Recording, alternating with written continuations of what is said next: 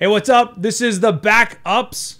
Two words. Two words. Two words. I'm Timbo B Davis, coach football. He is Conor B. Feckley, and I coach football. Is it B? Conor Burke, middle name. Now you know.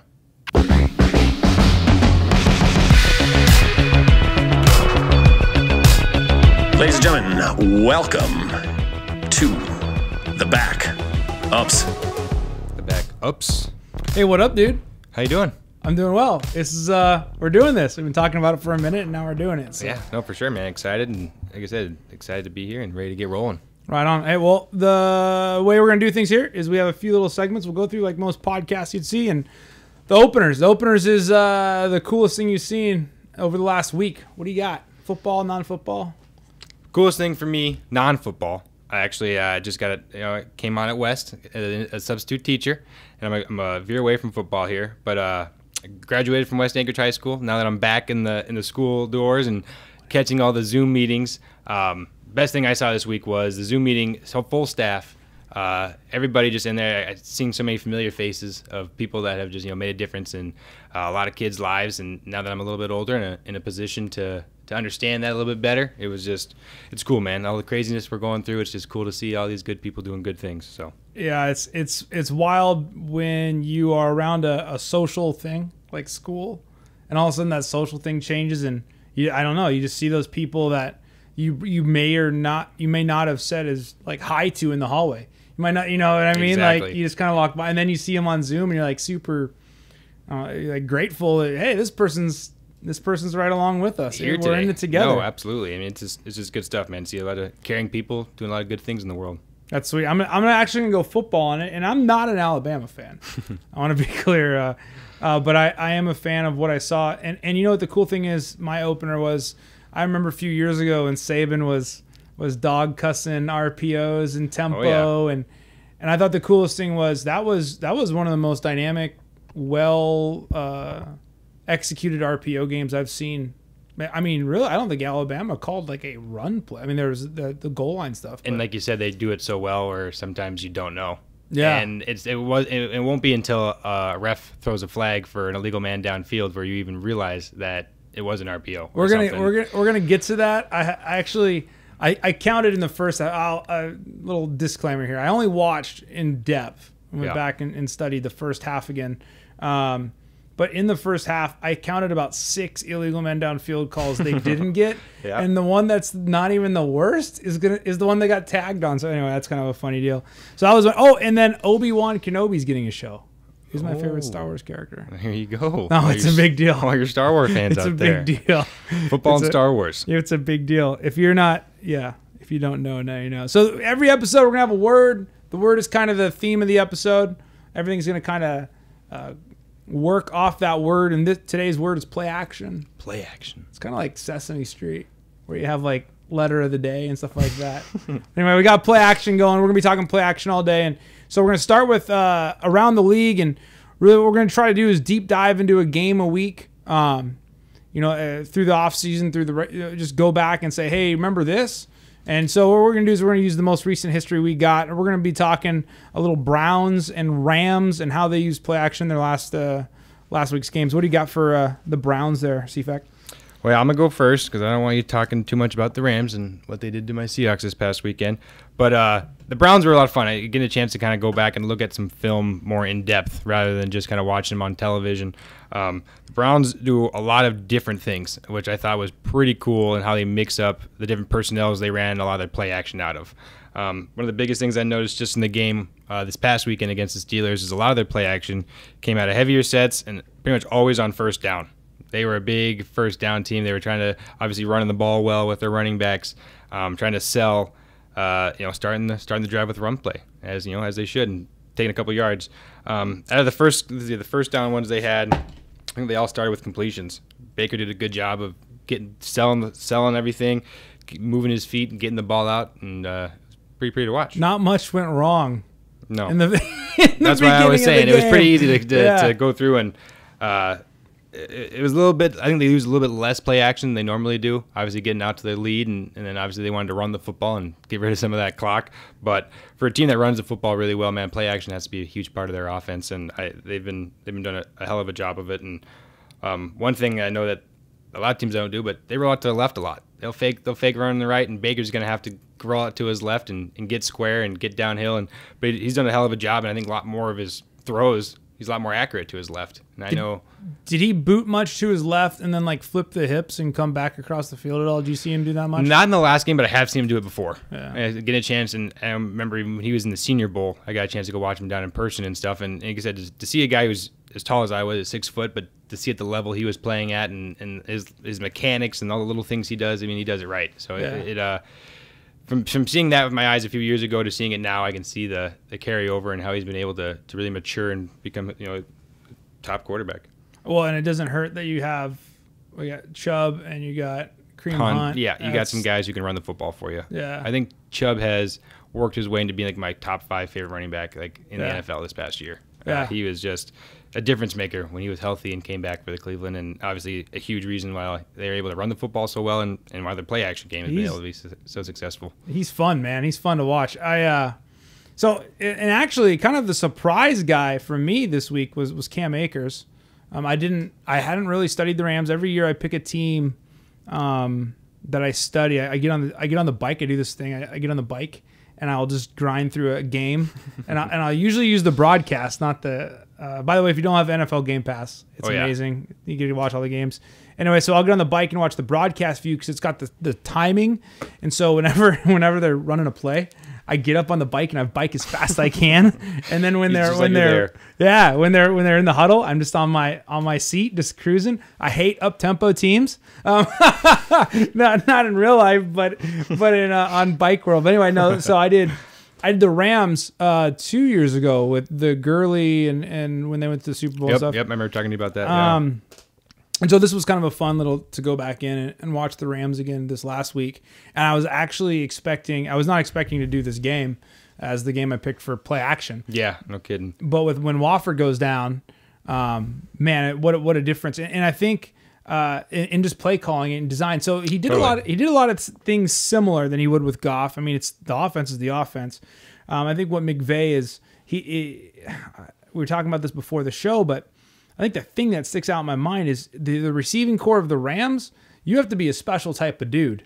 It's not like be able to do it all. Yeah, and you got to do it. I mean, I think you got to do it with a little bit of a smile on your face and a little. You got to like it. Yeah. You got to like it. Cooper Kupp is probably my favorite receiver in the NFL right now. Probably because of what I see him do in the block game, and then he makes spectacular catches like he did against Cam Chancellor. Absolutely. Or no, Jamal Adams. Sorry. Yeah, Cam Chancellor. Wrong era. Wrong era of Seahawk. Basically, McVay gives you might as well have 4 tight ends on the field the way that those receivers block, and they'll all be very close to the ball. With Wofford, I could see they were trying to spread it out. In fact, he got hurt on a quarterback run. A little more space, yeah. We talked about this on the phone earlier. Stay inside the polar. Stay inside the polar. There's a point where I think where you physically can't on some power plays. Yeah. But that one was very clear. If he's a little bit more patient and he cuts it back inside, he doesn't get a face full of Jamal Adams, not Cam Chancellor. Yeah. Either one's not good though. Yeah. And so I thought it was still a penalty. That's beside the point. But going back to play action, you have these receivers and you have them in ways where you're creating gaps. And I thought that was McVay. And that's kind of, I get it. It's like, it's almost basic, but the way in which they execute it was really impressive because there's not a lot of receiver cores that are going to go do and that. I was just to go off what you just said, and I was going to say something similar about the Browns. A lot of their play action stuff was, similar stuff that we ran in high school or in college. It was very, not super complex or anything like that. It was just, hey man, stuff works at every level. Just how do you execute it? Yeah, and absolutely. Talking about the Seahawks though, and this is going to be a theme through the show, kind of. Seahawks played a ton of one high looks. Yep. And actually, what they got crossed up on the dagger, if you will, in the game was the Robert Woods touchdown. You had this man coverage look, Goff boots, and then he flips. He's got Woods running all by himself. So again, that was the game that I kind of focused on play action. Didn't anticipate it to be a traditional Jared Goff bootleg and stretch game. Certainly not with him coming off the bench. Right. Yeah. And the storyline of this game is the defense, obviously. Yes. The defense. And one thing I did notice I thought was really interesting was Bobby Wagner is really good. Yes, He's fact. He's really good. And in the first half, he was all over the place.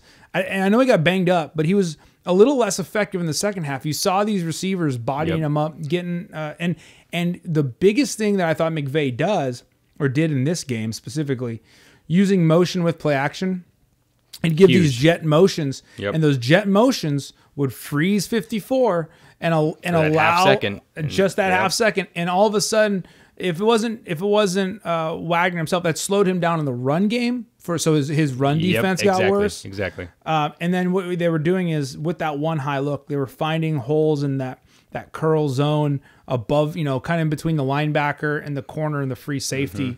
That hook curl area was pretty exploitable, and so good on the Rams. They're gonna go on. I don't know how far they're gonna go on. Go Pack. I don't Go. know how That's far all I they're gotta going to say. go on. It's going to be interesting. I am going to be watching that game with great deal of interest, which brings us to our first segment. I need some sound effects here. Yeah. I don't know. In the edit, there'll be some sound effects. The get back up. Remember, it's 2 words. Back up. The get back up moment. And I think that's kind of the theme of the show. We want to talk about football. We want to talk about life. Because football is a wonderful game. It's a great amount of entertainment. It's a lot of fun. It's a lot of fun to talk and analyze, but there's so many lessons. And specifically in this one, I did not anticipate.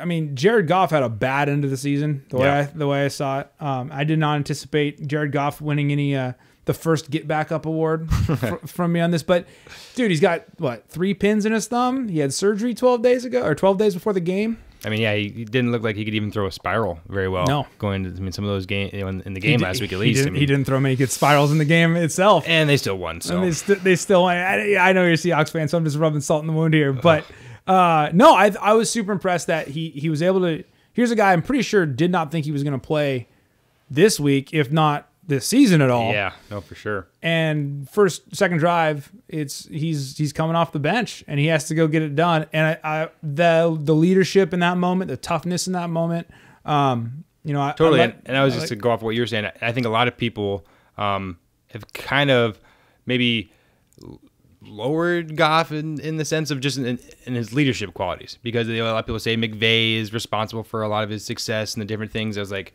McVay had nothing to do with him getting on the field and playing on Saturday. That was all Jared. And like I said, for him to come out and play, but then for him to play well, get back, battle through adversity.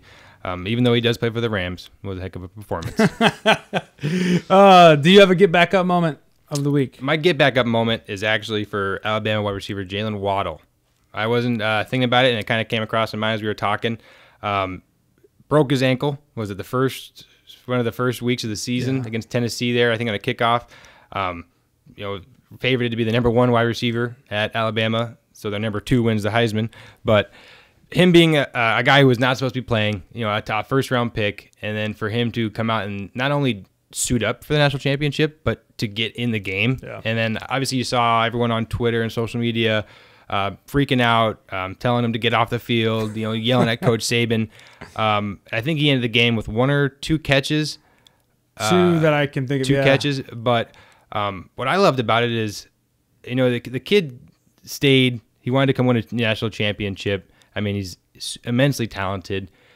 And when they used him on the field, there's a lot of times where he just ran guys off. And there's reasons where Devontae Smith is wide open, and because you still gotta watch out for Jalen Waddle. Yeah. And so for him to battle throughout the season, knowing that he should have been the number 1 guy, and then for his number 2 or his partner, and to go win the Heisman, and then for him to be able to bounce back, have a good attitude, show up, and then get a chance to play in that final game and win the absolute most get back up. That's a great get back up moment. That's great. I by the way, we'll have to do a whole episode on mesh. That'll for those of you in the football world, you'll check all that. But I thought, and not to take a single thing away from Waddle, Mac Jones could have easily run the ball on that first catch that Waddle had. Yes, absolutely. And it was just this little flip, and it was almost kind of like, homie, you're out here. here you go, playing. man. Yeah. And you're giving us everything you got. Here's something. No, like I said, it was awesome. That was pretty cool. So it's a good segue into our college observations of the week. And I think the biggest thing to me when I looked at this game was no matter what offense and defense was run, I think just Alabama's talent was out.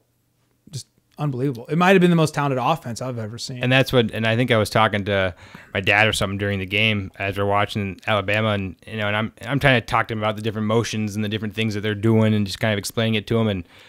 And I'd say, oh, hey, we tried this in college, and I played a Division III college, not the same type of athletes, obviously. And I'd say, we tried to do this, but we could never get it to work, or we just didn't have the athletes to make it work. And then you watch Alabama, and they're doing things that like I had never even thought of, and not only are they making it work, they're making it look easy because, like you said, their talent all across the board. I mean, they can do so many cool things, and they were just so much fun to watch this year. Again, with that defensive structure, I think that's what play action. If there's a theme that we keep saying, the reason why you'd like to see these teams use this play action is that it displaces defensive defenders. Yep. Defensive defenders. That's redundant. Defensive players, and it opens up these huge uncapped spaces. And Ohio State's one high look. I don't know. It's easy to be thousands of miles away and second guess. What's going on in the national championship game. Yeah. Being a human is hard. Being a football coach is hard. But that one high look after seeing the horizontal speed used in motion. Yeah. I think we all saw that real obvious. There was like a rodeo out play and that Smith scored on, and he just outran everybody laterally.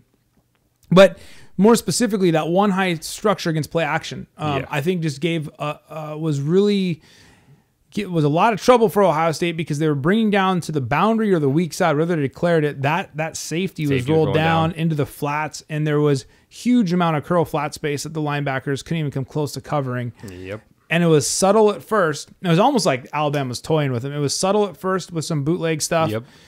And then I think the touchdown that I think iced the game in the first half, if you will, unfortunately, was trips left, 4 verts, play action, however you want to call that, flash play action. Yep. And it hit that same spot. It hit that spot in the boundary, in between the safety and the corner, above the linebacker.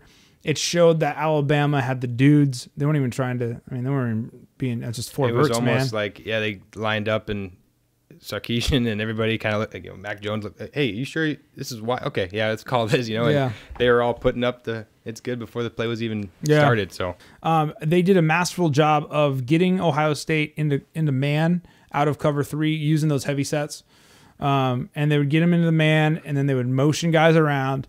And when you're motioning dudes and when you're manned up, especially down in the red zone where you don't have the vertical space to use your speed, if you got like the fastest guy in the field, run him left and right. Move him, behind the line of scrimmage, and snap the ball, and exactly. And you're sitting there playing Madden, and you're like, maybe I should run something with a guy in the flats, cover 2 invert, something. You got to have something there where that area of the field in the red zone. So it was almost it was weird. It was like you needed that hook curl covered better, whether it was quarters. And then granted, you do that. Maybe Najee Harris runs for 500 yards in the first half. Pick your poison. It kind of is a pick your poison. And Ohio State knew who they were, and they went out and did who they were. But hats off to Alabama for using play action, attacking those parts of the field, and Sarkisian for now going to go win the Texas recruiting job. Man, he might. They might be able to. I don't know. Watching Alabama's offense, you're a young kid, and you watch that offense, and you're thinking that's the guy who ran it all, and he's going to be my head coach.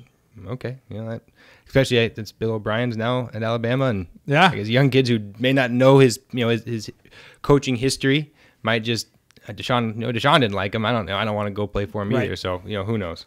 Think about the recruiting in that aspect. I think it was a win-win for Texas. Yeah, it was first time hiring a new head coach that as an assistant.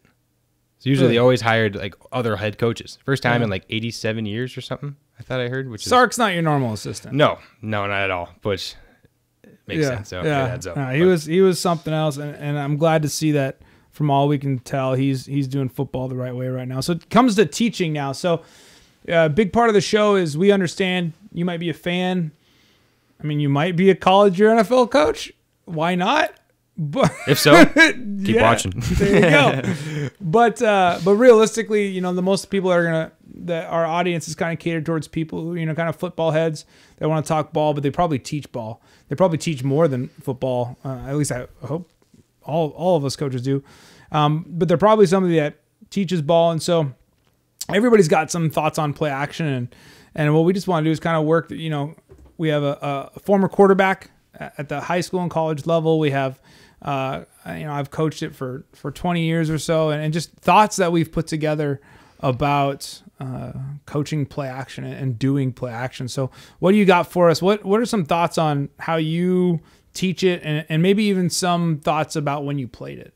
Well, when I played it, let's just say I like to coach it better than I play it. That's going back and watching myself. I definitely tried to rush things, you know. And as a coach, you want to coach things so your kids get it. And you know, fortunately, like early on in my high school career, we ran some play action stuff, and I was able to kind of get into, you know, more used to it. And I think it definitely makes a difference, you know, whether you're under center or out of shotgun. You know, and a lot of the play action stuff like the Browns did all this past weekend a lot of it was all under center. You know, very, very few of it would they ever did any sort of, you know, quick little shotgun show. So a lot of it was under center. And the biggest thing I think in the sense of moving forward with teaching it is that quarterbacks have to sell it every single time. Now, whether it's an actual play action or whether it's a handoff, they should sell the play action all the way through. That was always a big thing. The R4 is how I learned it. The 4 moves: the set, show, snap, sell. So any coaches out there who haven't looked into it, R4 is definitely the easiest way to teach young quarterbacks the proper way to run a play action. Is there anything off of that you wanted to add real quick? Or I think that you got to have a process of how you teach it, whether it's R4, whatever works for you in your language and what you can teach. You know, again, it comes down to it's great if you know all the stuff. You got to get the 13-year-old, 14-year-old, whatever it is, to be able to do it and then master it. And so I think the biggest thing in the teaching progression for me is give them words like set, show, snap, sell, whatever it is. There's a lot of coaches have different variations of that. Yeah, totally. There's got to be something in there where you look the ball into the snap.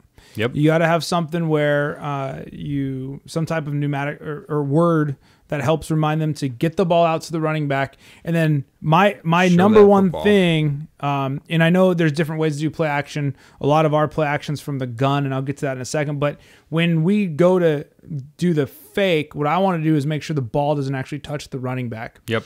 And so I teach the lawnmower where you're pulling the lawnmower cord. Yep. You have your hand out. The offhand, the hand closest to the running back will pull the ball back kind of into your hip crease. Oh, yeah. And so it's hidden behind. And then you have an empty hand that goes to the running back. You have no fumbles in this situation.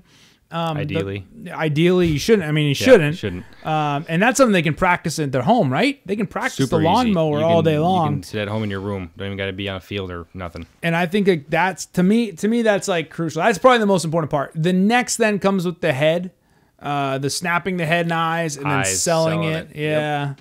and No, absolutely. making sure this is an effort thing now that your effort level on gives. If you're running stretch or inside zone or whatever, if you're gonna have any type of bootleg play action, you need to make sure your effort level is elevated for when you give the ball. Yeah, no, absolutely, and that's just what I was going to go off of. One of the things that I felt guilty to, even my senior year in college, we had a really fun running back to watch, really just dynamic player. And there's a lot of times where we'd run the ball and I'd hand it off and I would not sell my play action. And anyway, I enjoyed watching him, and I was trying to in my head a little bit. But you go back through and you watch through film. It was like week 2 or week 3 of my senior year, and I realized the difference in the defenses and how second level no one cared about me. The DN was crashing, no one cared, and so I had to get back on it. And really said, it's got to be something you practice, and it's got to be something you practice a lot of effort, and it's got to be done right. And the other little coaching notes I had here for afterwards, your sell, quarterback has it, like you said, in his hip. Biggest thing I always tell quarterback is gain depth. All right, it's because you fake a handoff and you just turn right around. That backside DN is going to crash you. So gain depth and get that head around. I think a big thing is some young quarterbacks will go to roll out on the play action, and it's like they aren't moving their head around. It's like you got to see what's coming at you. So get your head around and then get ready to square up and get your body downfield. That's the biggest thing. As I always try to tell quarterbacks is if you're throwing the ball at somebody, run at them. Run through your throw. Don't be running towards the sideline when you're trying to throw the ball in front of you. It's just going to lead to inaccurate and costly interception or something. So get square and get downhill. I love it. I love it. Do you have any thoughts on scheme on what types of play action schemes you like at all as a thrower? I mean, I always enjoyed in the actual play call. I guess was anything like those short 3rd and 1s where everyone thinks you're running it, and then you have a heavy set in, and then you sneak a tight end. Or we had a guy who was a really good athlete who was a receiver that we moved in, and he put a hand down, the tight end, and then he gets off the line and he runs like a receiver. And so we do. I used to always love doing heavy sets where everybody thought we were running it, and it was kind of just like a one-man route. And it was just kind of throw it up, give it to a guy. Otherwise, I always love doing it. I like duo, 2x2 formations, 12 personnel, anything where you got an extra tight end or something on the field that really makes that defense start to think, oh man, these guys are going to be running the football. And that's just off my personal experience of what we were successful at in college and in high school. So yeah, I think in talking about RPOs, we talked about them earlier, and I'm sure that'll be an episode that we do is just on RPO thoughts. But the big thing with play action, I mean, first of all, play action, old school bootleg is the RPO of the 80s. Yeah. Like the old Shanahan offenses, John Elway boots around, and the backside DN, he can't really get involved in the inside zone as much as you want, because you'd have to always respect the quarterback, no matter how not mobile those quarterbacks are. I remember Peyton Manning had the naked boot, touchdown, and everyone was going wild. Yeah, but I mean, the camera wasn't even on him. That's a perfect example. I think that the cool thing about play action, again, it's all about deception. Totally. It's all about showing one thing, but it's deception that's based on something. So, for example, I'm a big baseball guy too, and so it's fastball changeup, and there are pitchers that are going to live more on their changeups. Yep. Because they're fastball, but because it's so good, and there's pitchers that, but when your fastball is really good, your changeup, if you can make that thing be medium, is really good because it's nothing like the change of speed. Yeah. So for me, Totally. I really, really believe that if the best way to sell play action is to do the thing that has the most downhill feel to it, and I think it's having the running back behind the quarterback. I know we've done a lot of play action. Alabama scored on play action out of the 4 verts touchdown, just with a little, we would call that flame, fake left. Yep. But I think there's just no substitute for a bootleg or a play action that involves a running back coming downhill. We saw that on the touchdown of Alabama as well when they came to Najee Harris when he jumps into the end zone. I thought that was great. We didn't talk about it earlier, but I think it's a really good point for young quarterbacks. Know where your pressure is going to be coming from. You saw Mac Jones make the fumble the first time. The second time, he realized by the way, the first lost fumble in his career. It's pretty crazy. Yeah. But then the second time, heavy set, it's like 21 personnel, I think. Yep. And he feels the pressure and he gets it to Najee right away, right out of the boot. He's got a guy in his face. He knows exactly where to go with It was a great heads up play. It was a great heads up. He knew exactly where that free guy was coming, and he knew he had to get rid of that football. I thought it was a screen for a hot second. I thought it was too. I thought it was a Honestly, screen. I went back and watched. I was like, this is play action. But no, I think having somebody behind you really does sell it. So that's why I'm a huge fan of bootleg. And then dovetailing with the Alabama stuff. I think that you have to know in your play action what to do when everything goes wrong, when the DN, outside linebacker, whatever happens to be the edge pressure, when it's not picked up, knowing what to do. Sometimes that's throwing it at the feet of your flat control. I was going to say, quarterback's got to know your rhythm, read, rush, know all your progressions. So if he does get out of that fake, he turns around and there's a guy right there. He's got to be, like you said, throw it at the feet, do something where he at least gets rid of the football and doesn't take a huge sack. Or you know, the other thing too on that is, you know, in good, I think a lot of it's good play design. There's really, I mean, we're really talking like some type of crosser type. Yeah. You know, you have a crosser on the backside, you have a flat, and you have some type of deep route. That's, you know, most everything's going to, in fact, I got a copy of the Auburn playbook from like 6-7 years ago. And Gus at the time, he just put numbers. You know, we kind of messed around with this. He just put numbers in spots and like, hey, this bootleg's this. How guys get to these numbers, 1, 2, 3, is going to be different. But it was always some type of basic triangle read with the second route in the progression coming across from the backside. I thought that was pretty good. You can run sail off it. You know what I really like? I really like to run curl wheel off it if we're trying to hit something home run, because you know what? The curl's almost always open. I was gonna say you love your curl. Oh man, it's always open. Yeah, I mean, and if you get the man route and you have time. And you have the matchup correct, then you have the wheel route, and that's a good deal for you. Yes, sir. And so that is that. So yeah, no, I think play action. When I'm thinking about teaching, I'm thinking about how to create space on the field, and that's kind of a theme we've seen at all the levels of football that we're talking today. Definitely. Displace the defenders, make the linebackers less aggressive on the run. I think that's good, and I think like it can be involved in any offense.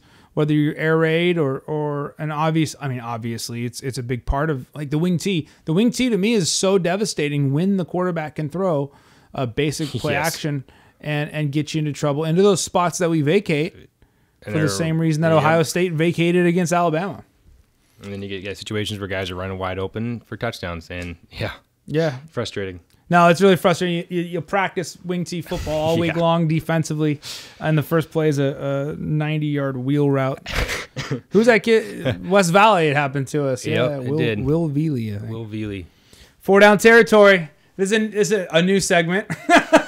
Everything's a new segment where we're asking each other 4 questions that we have not told each other about. We don't know what they're going to be about. So, these answers are going to be spontaneous. We haven't studied. Who knows what's going to happen? I'm still writing a couple questions down. Actually, Connor's still so I'm gonna start with. This is gonna be fun. All right, first down. What is the maddest you have ever seen me? Maddest I have ever seen. Senior year going into senior year workouts. That was definitely the maddest I had ever seen him, and it was my fault. It was absolutely my fault. We had the weight room going. It was a good day. But we usually, we get the tunes rocking and rolling, and and Coach Davis was big about tunes and making sure we get in the right mood and everyone's happy. Except for I happened to play a song that day that was a little bit explicit for a high school setting with doors open and the school being filled with people. I mean, it was Pop Bottles by Lil Wayne and Birdman. Birdman, yeah. Birdman.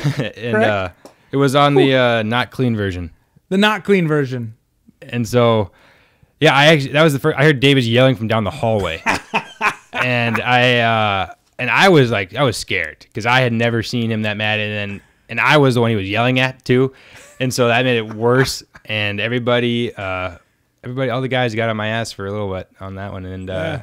I listened to that song for pretty much I think the first time since then this morning. So I figured I knew it was gonna come up, so I had to ask. I figured I knew the answer to that one. All right, second down. Okay, you're running play action in life, real life. Okay, and you turn around in real life of some sort, not like actually physically playing.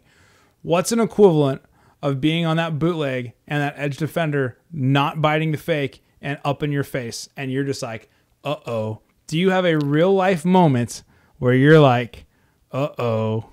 Having played the position and having been in that moment where you turn around and someone's like legit in your face, I guess an Alaska version of it would kind of be like almost if you're like biking somewhere and you're just hanging out and everything seems fine, and then all of a sudden there's just like a ginormous moose right in your face, like came out of nowhere. You don't see him coming, but he sees you. He knows you're there the whole time, and before you know it, you're 2 feet away from full bull moose or something. That's a really good answer. And it kind of just came on me in the moment. That was pretty good. So, what do you do with your check down when the moose is in your face? Get the hell out of the way. Depends. If it's a bull moose, go by slowly. If it's a mama moose, get out of there. Yeah, that's the thing. So anyone who doesn't, if you don't know about moose, now you know. Now you know. Stay away from Now Mama Moose. Mama Moose will get you third down. It's the greatest moment in Conor Feckley's backyard football history. Greatest moment in backyard. Oh man. Because I know some games went down. Yeah, we had a big yard. We had our house was kind of the hangout spot where everybody would come over and do stuff. I don't know if I have a best. I grew up an offensive lineman, man. So most of my yard moments were I was a little heavier set. Wasn't making quite the same plays as I like to imagine I was. I think me and my two young buddies, Shane and Jordan, we made a little YouTube video. I think of us playing in the yard. You guys were around when YouTube was there? This was like breaking YouTube. This would have been very. Okay. You know what? I lied. You might have to Google it. I don't know if it's on YouTube. I don't know. JCS football. And you'll see a chubby guy and two other guys playing in a yard. It's pretty pathetic. It's kind of like one-on-one stuff, but it's my claim to fame. It's still up there. It's still on the internet. So that's probably my all-time backyard moment. We'll have to put the link in the description. Yeah, I think that's what podcasters say. Oh, shoot. We're new to this. Fourth down. Final play. Put it in the end zone. What is your favorite Baker moment? Favorite Baker moment? I think for me personally was getting the chance to watch him at the Senior Bowl. Because obviously coming off his senior year at Oklahoma, the type of year he was having, all the news around him and everything, to come out there and to see him interacting, not only with his teammates but with a brand new team. It was their first practice was when we went there, and you would have had no idea that those guys, by the way Baker was acting and interacting with guys and getting all over them and just his energy level, you would have never thought it was day one. Yeah. And so it just made that practice. The coaches, all the other players, everything just really, really flowed. He practiced that whole day with a smile on his face, and it just made a difference. And I was just a guy watching. I was in awe to just see these players, let alone, but then to see, their personalities up close and personal and get a chance to see the way they work and the type of leaders that they are. And it totally makes sense, man, that Baker's, the way that he is, what he was able to do at Oklahoma, and then what he's able to do with the Browns now. He was he has that leadership quality that that is just a lot of people don't have, and it was really cool. And so for me personally, that was my favorite Baker moment. Nice. All right, I'm up. First down. I'm starting young with you. What is your best or favorite youth football memory as a player? Oh man, so I only played 1 year of youth football. I played 8th grade for Hanshu, and actually, this is kind of a sad one. We lost the game. It was at West. Holy cow! It's getting really sad. Yeah, no, this is crazy. So it was at the high school that I now coach at. Before there was turf, so the old potholes. Yeah, it was bad. It was 0-0 all game long, and it was a slush storm. It was just slush. It was rain and snow coming down, and it was pretty remarkable. 0-0, and we they got a safety on us. They backed us up. Their best play of the game was a punt that just hit the ground at the 1 and stopped. Full stop. It was like, you got to imagine 8th grade punters, usually like a line drive, right? That ball just stopped at the 1 yard line. Hung in the air and just stopped. Just tunk, and right stuck in the mud. Yeah, I was going to say. And our running back slipped, and they were our rivals. We were Hanshu 1, they were Hanshu 2, or maybe it was backwards. I don't remember which way was which. But they got us. And I bring that up because now thinking about that field, we've won a bunch of games. We've lost a bunch of games there. But that's one of the first moments that I participated in football was on that very field. And that game, cool. Oh man, that game, I'll never forget that game. And they won the game and they went and did like belly slides through the through the snow and the mud. And I think had we been on the other side of that one, it would have probably been a more positive memory as far as wins losses go. But I don't think you can deny what a cool moment that was. Like I said, and for you to explain the whole thing very vividly there, so it sounds like you got it all down. It was wild. Second question is on second down. Do you have, out of your coaching career, do you have a favorite play action call, like a single call, maybe like the name of it, or like the technique or the scheme? The moment. I want to know about the moment. Like you called it, the kids dialed it up correctly, they ran it to perfection, and you just felt like Saban. or Sarkeesian.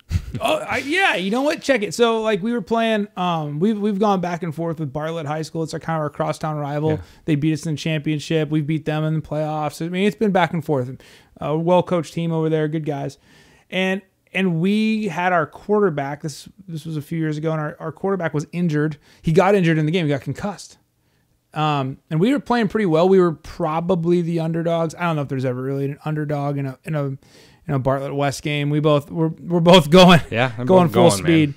And our backup comes in, senior, and he comes in and he makes 2 or 3 remarkable play action passes that actually end up helping us seal that game, win that game. And I was just so proud of that kid. Talking about the backup. Again, we talk about backup as 2 words, but to be a backup, you have to have that get back up moment. And that was such a cool get back up moment for that kid. And I'll tell you what, we called it, and I was pretty sure the kid was gonna make it right. And it actually wasn't the best schemed up play. It was decent, but we didn't get a huge amount of displacement like we've been talking about. And he made that throw. He did it twice. He made 2 throws right on the sideline. One of them, the receiver made a remarkable catch. So just a cool moment when you see a backup come. Now I'm not going to be able to say the word backup anymore correctly. When you see a backup come in and run a play like that, that's crucial. And that was in a playoff. No, maybe it was regular season. But we were both. It was a highly competitive game, and there was stuff on the line. No, that's awesome. I think you were saying that the matchup between West and Bartlett it's always a good one. Beautiful. It's good stuff. 3rd down. Ready for this one? Yeah. Here's a good question. So a little background, go quick. My senior year, playing for this guy, we were able to go to Hawaii.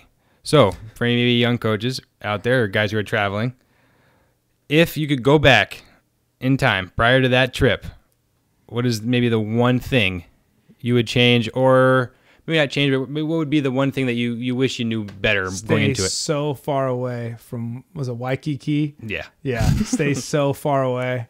We were on the Strip. We were right in the middle of everything. What were we doing?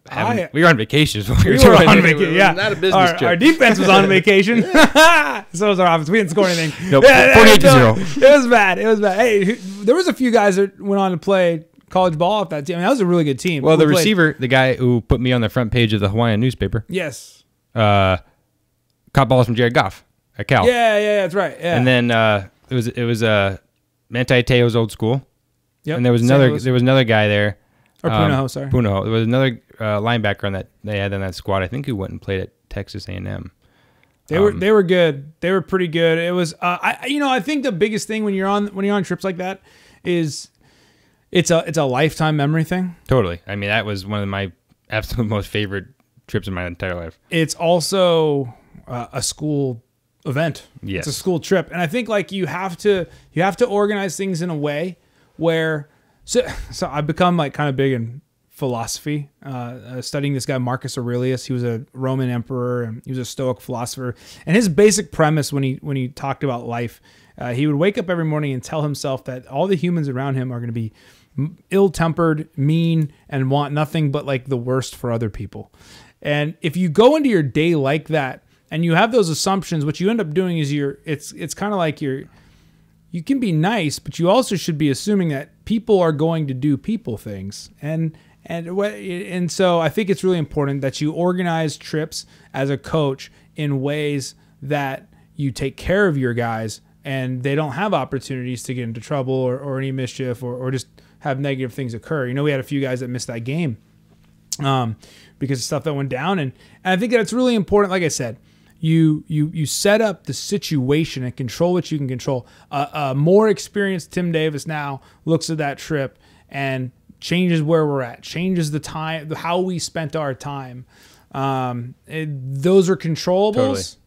that were honestly just overlooked by myself, and unfortunately we had guys miss that game because of it. But no, that's a great question that I hope a lot of young coaches here plan on. The absolute worst things you can imagine your kids doing. You can hope for them to be the best, totally, and be awesome kids, but plan on the worst things that can happen, because there's nothing like being surprised. And it really not only is a personal like letdown for yourself, but you're like, yeah, you you didn't take care of the kids. And I think that's something that you can always own your situation. So, Yeah, no, absolutely. And good question. and then my last one here, since we had a little bit of fun of getting on my Seahawks, I'm going to turn the tables a little bit. Oh, no. And for those of you that don't know, this man is a diehard New York Jets fan. So, fourth down. Fourth down. Jets are on fourth down. Fourth down. We usually punt. Jets, 2021. Yeah. What's going to happen? Draft Sewell. Draft another lineman in the first round. We got the Seahawks picks. Yeah, you do. Yeah, and Hopefully Jamal you'll Adams, use him better than Jamal Adams can't cover Cooper Kupp. We know that. Anyway, no, I think. Hey, I think I'm sort of bullish on Sam Darnold. I think he can be good. I think you draft two blue chip O linemen, which they'll have a chance to do, along with Becton. You're gonna have an O line like the Colts 5 years from now. Yeah, it's gonna be awesome. Running backs, unfortunately, in this league have such short life expectancies that you almost had some injuries, and Frank Gore was tearing it up, man. Gosh, Frank Gore he won the college national championship my senior year in high school, right? With Miami, I believe. Frank Gore, I think he's been like the backups his entire career. Like he's just never gives up, man. That dude is just going. He's a son playing college football. And he's still, he's still playing. So that's insane. It's wild. And Ty Johnson, I like Ty Johnson. No, I think the Jets. I think it's a culture thing. I think it's from the top down. I think there's a lot of talk about that. At this point, at the time of recording, we have not signed a coach yet. We haven't signed, and there's some really good names out there. Bieniemy is the one. Oh my gosh, 49ers, Sella, yep. He could be really good. Sala, thank you. And then Dayball from the Bills. And then what about Eagles? Eagles head coach is gone. Pedersen. Yeah, I don't think we're gonna pick him up. I don't think so. I don't think so. And this is my thing. As a Jets fan, I was so against this whole tank for Trevor. That's not how you coach or live. That's not how you live your life. No, you don't live your life for a maybe chance at a rookie who might be good. What you do is you simply attack what's in front of you. And for them, it was winning those games. I would have liked to beat Patriots. I thought maybe this would have been the year. I know. I kind of thought they might, man. Sick of the Patriots. I love what the Patriots do. I think Bill Belichick is. Same deal with Saban. I mean, they're so at the top of their game. But anyway, long story short, I think if the Jets do right in the O-line and they make that better, they shore that up for the future, not just for the immediate, and they get the right guy to change the culture, and he supported. And that was totally. Bill Belichick says that the turning point of his career was when he left the Jets because he realized what support and not support is. And any young coach, whether you're a high school or whatever, if your administrator isn't for you, if you're at the college level, if your administrators there aren't in your makes camp, your job a lot harder. A lot harder. So, no, that was a good one. Jets on fourth down. Jets on fourth down. We hear it often, but yeah, too often. Too often. So, last bit is turn out the lights. This is where we basically put a wrap up on the day, but we talk about the connection between how football is a tool for life. Totally. As fun as it is to talk about and to strategize and to think about, there's a lot of stuff that can be thrown around. So keeping with our theme, play action, did you have anything, how play action can a life metaphor that we can actually learn from it? Well, I mean, just going off what you're saying, play action, it's going to be something that's, disguised. It's going to be something that maybe if you're looking at it from a defensive approach, it's gonna be something you're not expecting, something that maybe you're anticipating something else, and then you get hit with something different, and that's very much play action of real life is expecting one thing and getting a different one, as long as it's executed right. But I mean, going off of whatever else you got here, my big thing is leadership, like thinking about when I interact with people. So believe it or not, head coaches often. I firmly believe that at that point, about 80% of your clientele as a head coach, when you lose or win that last game, you either experienced up to that point their best or worst day in their life. Yeah. Like at least their athletic life. And for a lot of kids, when the high school game is done, and so you're going to experience a lot of people's extreme emotions. And to me, thinking about play action, it's all about thinking about Bobby Wagner being keyed up on those runs in the first half. Yeah. He was being dominant, breaking through windows and just doing some really good things early in the game. And then watching how the play action from Goff, the thing that the Rams have done for years now, and McVay's kind of been known for as being a master of, is using that play action. When you see that play action used, all of a sudden it stunned Wagner, and he was able to be manipulated a little bit more, and the other defenders. It wasn't just him. Yep. He's just by far the best on the field that I saw. The way I see this in life is you're going to face these people who are going to come at you with the energy of Bobby Wagner trying to knock your head off. And I think for me, play action is reframing their experience. They're in the moment. They're what's going on, and simply just saying they're expecting you as a football coach to be like fight back. Yeah, you know what I mean? totally. Like it's an aggressive situation. They're mad. Their kid didn't play, so fight back. And I say, man, I care about you. I care about your kid. What can I do to help you? I think leadership really comes down to why are you leading? If you're leading for the sake of like winning games and stuff, you're a manipulator. So that, to me, that's strongish words, but then no, absolutely. If you are then leading because you honestly care for the guys that's leadership. And so I think just saying, hey, I care, I want to make this work, talk to me, versus getting confrontational back. That's probably that could be in the coach's room sometimes, that could be with players, that's whenever. But whenever that confrontation comes, I think you got to run play action. If you meet it with aggression, well said, yeah. it's not going to work. All right. Well, that is the first episode of the Back Ups.